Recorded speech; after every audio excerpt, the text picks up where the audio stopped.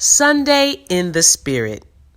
Today's title is Doubt is Ranchy.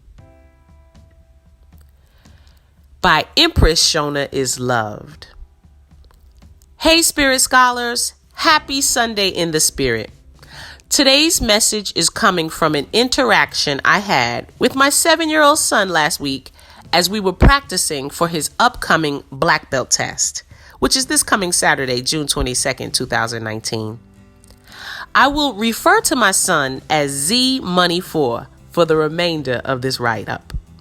I say write-up because I'm reading directly from my WordPress blog. Here goes the story.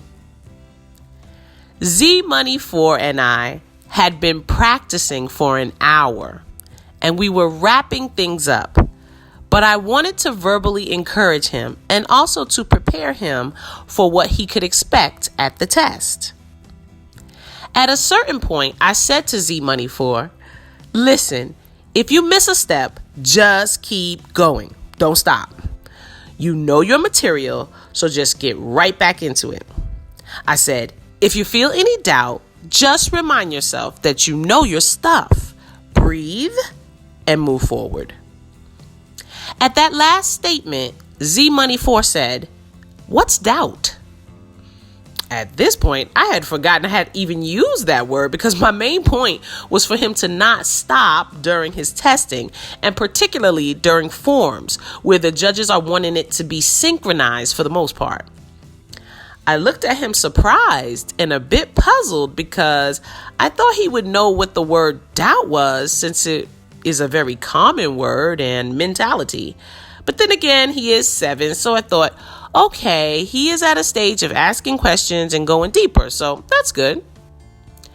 I began to explain to him that doubt was a feeling of uncertainty.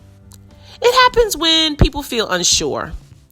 We may begin to hear conversations in our heads that say we cannot do what we hope to do, or we cannot achieve our goals and dreams, etc.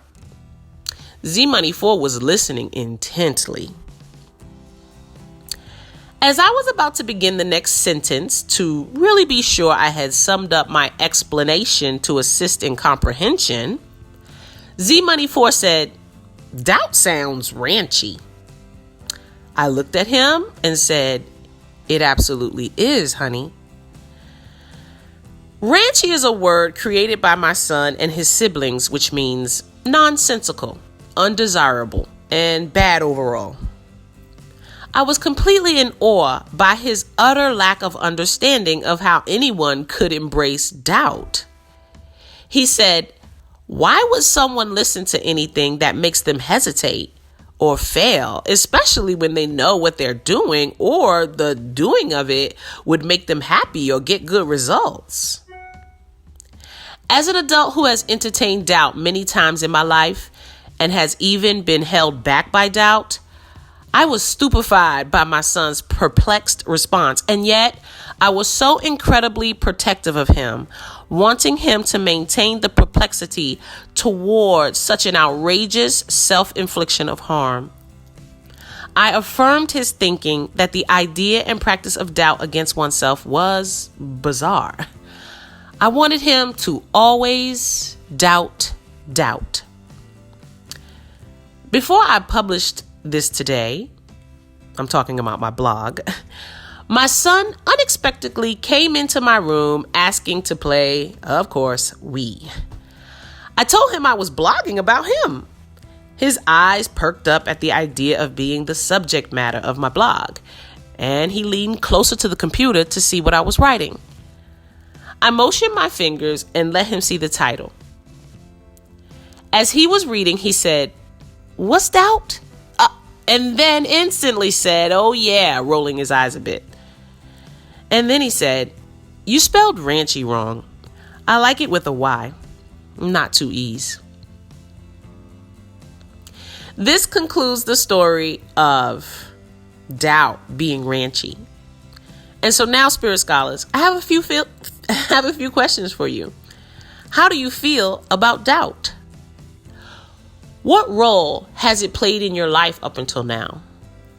What do you think of my son's response to doubt? How has his perspective on doubt shifted yours? Let me know in the comments. Be sure to subscribe to this channel, PHDinMETV.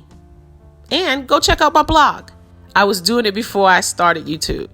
It's PHDinMeblog.wordpress.com. More enlightenment, empowerment, and encouragement is on the way. So be sure to stay in tune, stay in touch, and stay doubt-free, because doubt is ranchy.